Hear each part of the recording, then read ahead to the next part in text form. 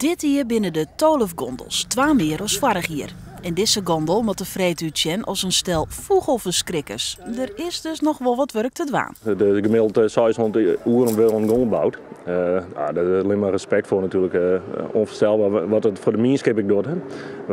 Ik wil zeggen, de meesten komen hier kijken in het dorp heen. En ze krijgen een blomke bij de deur van welkom in Bomman. En wat kerst al leer. Want dan moest mij bouwen. Nou, en dan kom je direct tussen. Fantastisch om te zien voor zo'n iets mooi dwars. Ja, dat voor de minskip is fantastisch. Een van de meest verneemde inwoners van het dorp, Olympisch kampioen Jorrit Bergsma, wordt ook aan het werk zetten.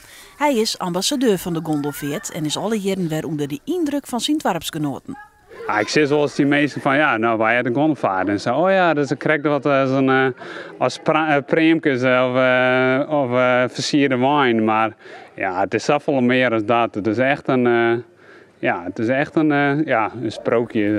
Ja, is misschien het verkeerde woord, maar het is echt een mooi baan hier.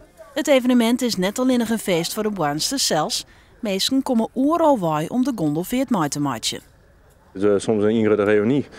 Meesten komen overal bij. Oud-Bejaarden, ik weet dat er zelfs iemand uit Australië is. Die het speciaal deze week pakt om weer rond te komen naar Nederland. Omdat hij dan een gondelvaart weer mooi pakken kan. Oude bonen in de kleer voor.